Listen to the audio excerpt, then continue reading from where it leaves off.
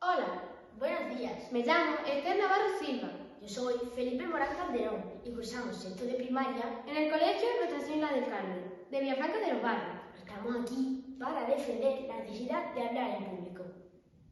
Hoy vamos a hablar de algo muy peligroso. ¿No es a mi sorpresa? No, algo mucho peor. ¿Hablar en público? Exacto.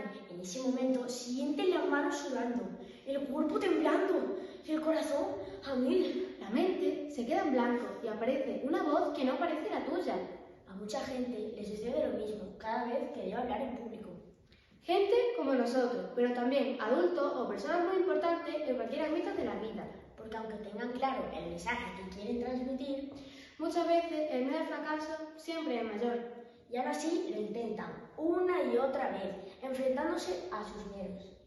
Porque la mayoría de las veces callarse no es una opción.